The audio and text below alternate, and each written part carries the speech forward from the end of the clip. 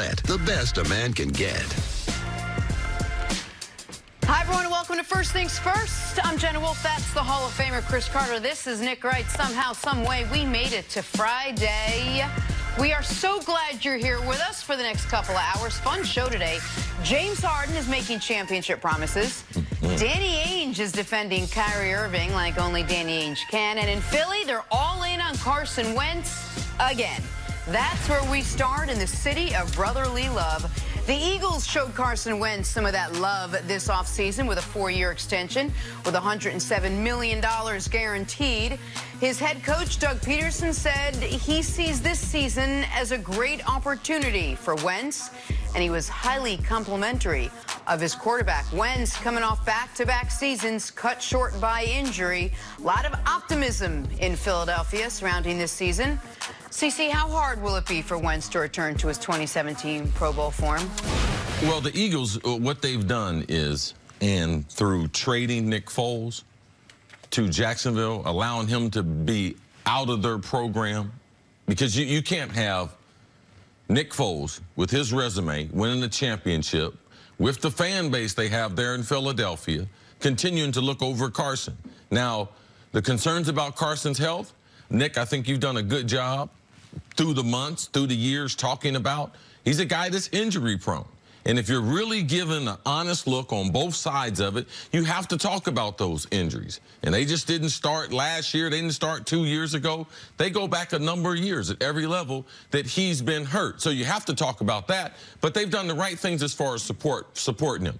Pro Football Focus has their offensive line ranked the best offensive line heading into the 2019 season. Even though they have question marks as far as their left tackle, Jason Peters, how much football does he have left in him? Yep. They have an insurance policy, drafted a guy in the first round to potentially add to, which is already a great unit. Moved up to go grab that guy. Moved up in front of the Houston Texans, if I remember correctly, because they were worried they were going to take him. So they targeted that guy, moved up in the first round to get him, even though he's not going to start for them. They don't want him to start for them. And it just gives them a great deal of depth. But if Jason Peters, can he stay healthy throughout the season, or will this young guy take over, even though Peters has had a tremendous career? Their ability to get some balance, running the football. I believe Jordan Howard coming over from the Chicago Bears. A lot of people don't hear about him. I believe he's underrated as a player. They need a banger. They drafted a kid in second round, Miles Sanders from Penn State. He should be able to help them. But ultimately, Zach Ertz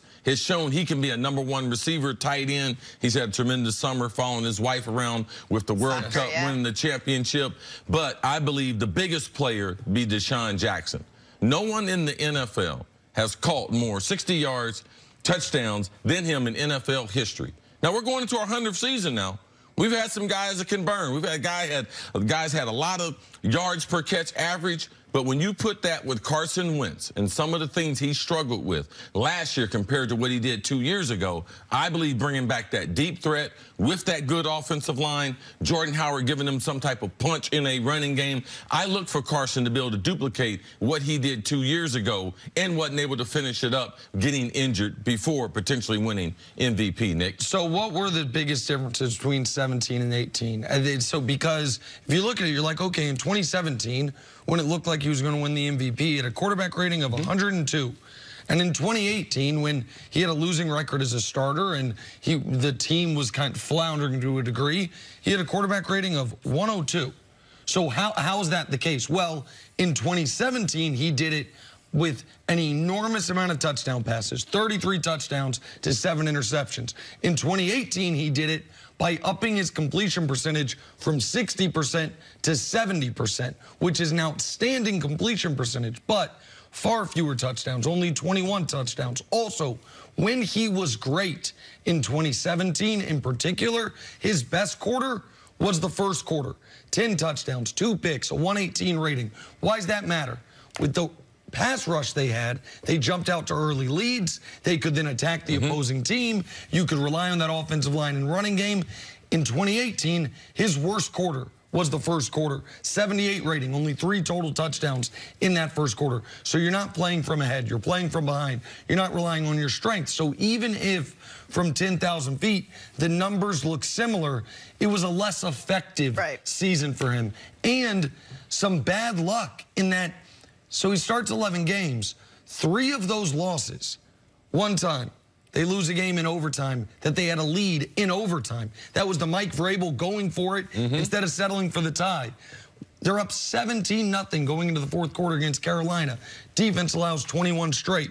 Cowboys, they play him in overtime. And what I think was Carson's last start, they never touched the ball. Dallas goes down the field, scores a touchdown. So that 5-6, without Carson doing really anything differently, with better defense, could have been 8-3, and we're looking at the season differently. We're looking at what he did. So slower starts, bad luck, not as, like, that's how you go from, wow, this guy should be the MVP, to is this guy the best quarterback on his own team when his talent level has not changed. So Doug Peterson, when asked about this offense, said, far and away, this is the most skilled and talented offense I've had as a head coach coming into a season. Do you agree with that, CC, looking at what they've had and these two the other good seasons that Doug Peterson had? Well, I think specifically because when I talk about a wide receiving core, I typically talk about a basketball team. Like, you need 5 different variances of skill level. So I know he respects the running back. That's why they really believe they got a gem in Jordan Howard. They were high on the kid from Penn State, Miles Sanders, drafting him.